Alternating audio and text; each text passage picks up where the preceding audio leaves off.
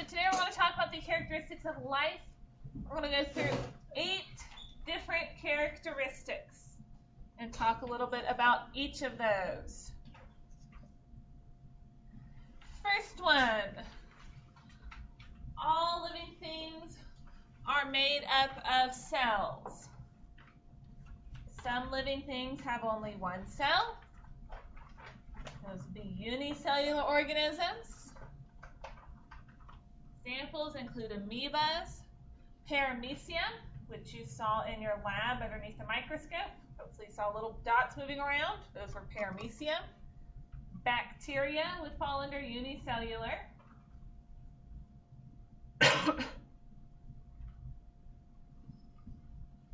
Then we have multicellular, made of many cells, more than one.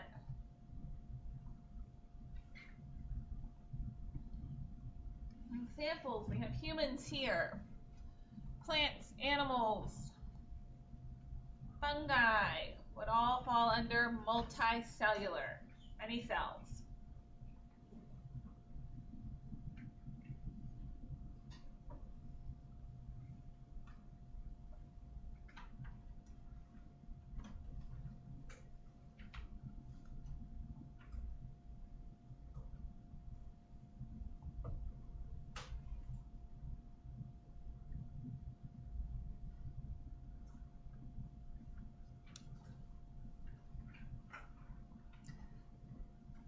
Second characteristic, they can all reproduce.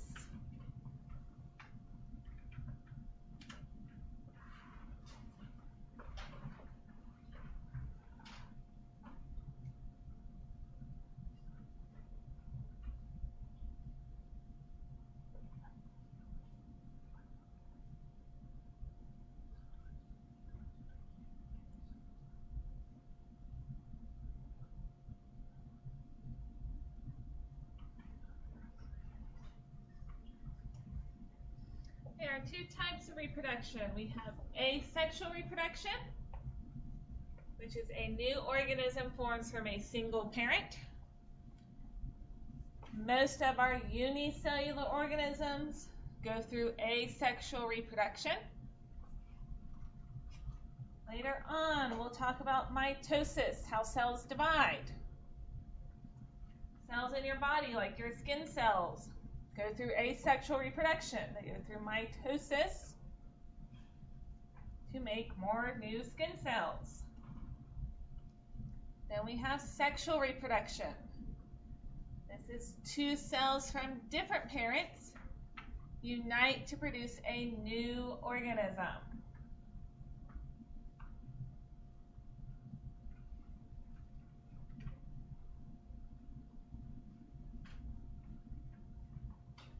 This is going to be most of the multicellular organisms.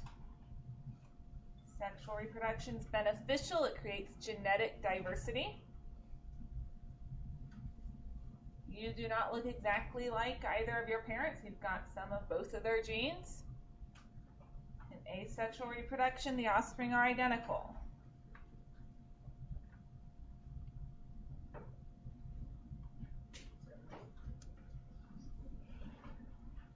Okay, number 3. The characteristics of the third one is they're going to be based on a genetic code. For the most part, that code is DNA. And DNA is shaped like a double helix.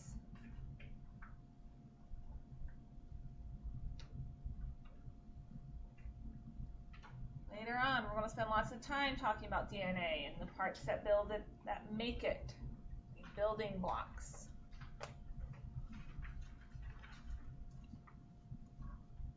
Okay, number 4. Things grow and develop. In elementary school, you probably looked at a caterpillar and watched it go through metamorphosis into a butterfly. That's typical growth and development in an insect. Animals go through puberty. They're growing from being a child into an adult. growth and development.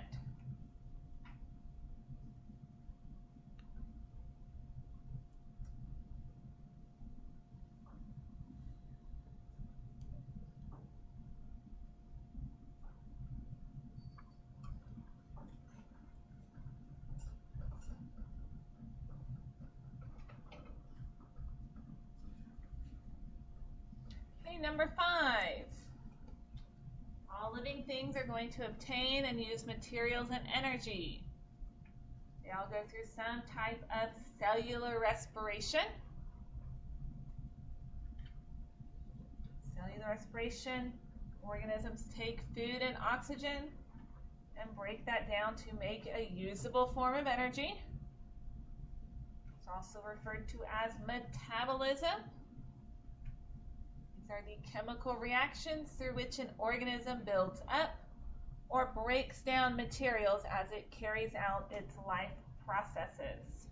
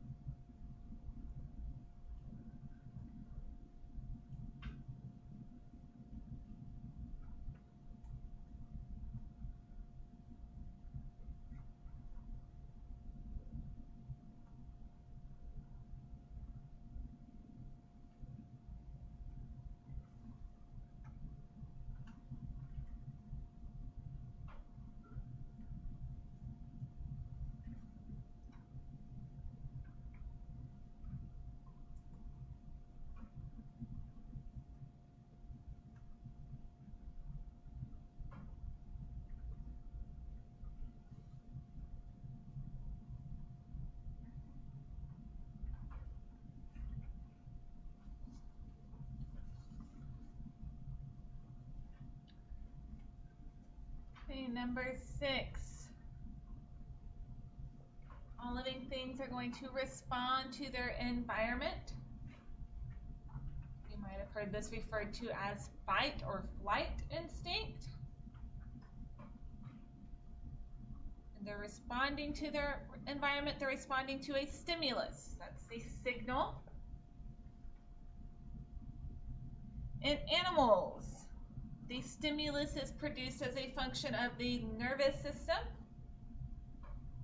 The organism reacts to stimuli following a pathway, a neuron, just the term for a nerve cell, through the nervous system to produce a response. So if you step on something sharp, it's a reflex. You're going to react.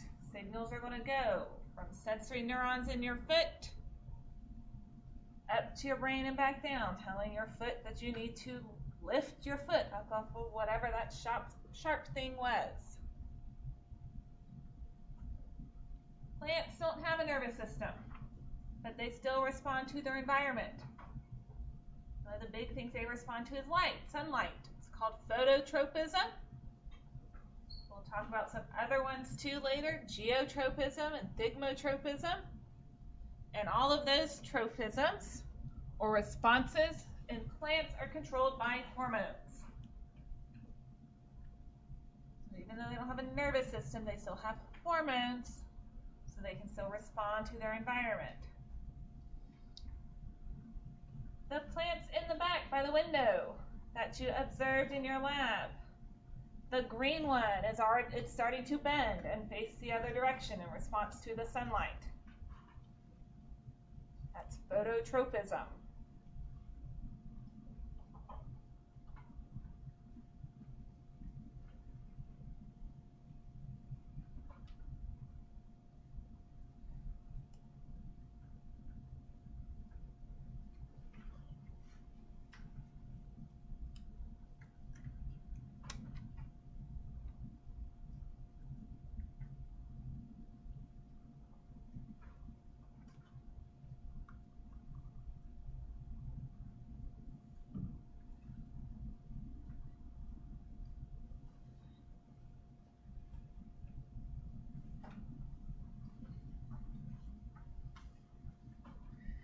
Number 7, maintaining an internal balance.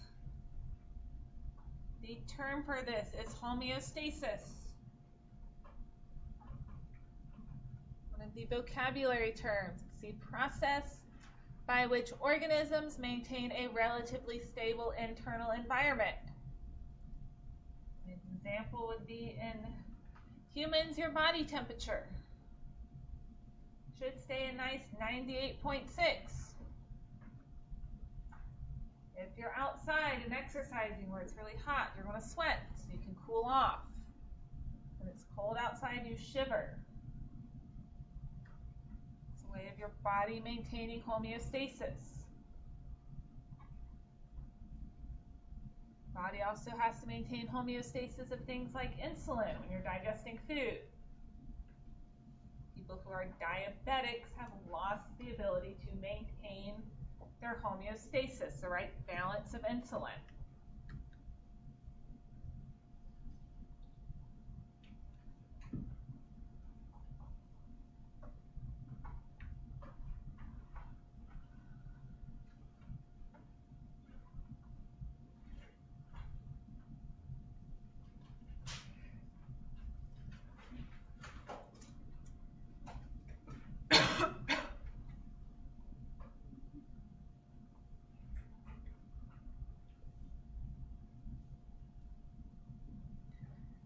Number 8, evolution. Taken as a group, living things are going to change over time. So this is different from number 4. We're not looking at just one organism. Number 4 is looking at one individual. Number 8 is looking at the group or the population.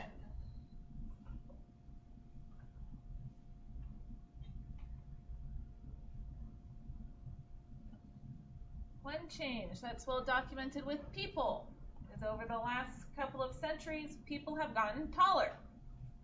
The average height of the human race has increased by a few inches. So that's a change that has happened.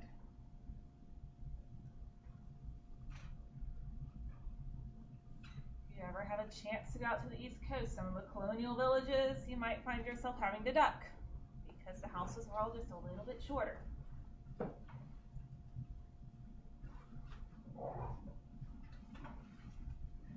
Okay, next we're going to go through some examples, and I do want you to write down these examples. We've got 4 of them. And we're going to decide if these things are biotic, which means they are alive or dead, they were once living, or if they are abiotic, meaning they're non-living, never were alive, never will be alive.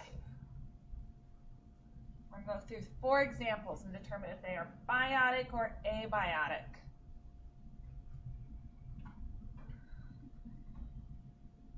Okay, first one, bacteria. You can just shout it out, biotic or abiotic. Biotic. Bacteria are living. They're unicellular, so they are made of one cell. They reproduce asexually. They have DNA. They grow and develop. Okay, next one, water. Abiotic. Water is non-living. It doesn't have cells. Water doesn't reproduce. A wooden door. Biotic or abiotic? Biotic. Where does wood come from? Trees. And trees would meet all 8 characteristics. So our wooden door would be dead, but it was once alive. So it's biotic. And then our last one is fire.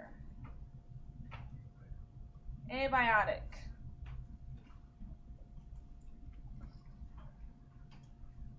Fires do seem to grow and spread, and they need food and oxygen. but they don't have cells. They don't meet all 8 characteristics. So they are so fire is non-living.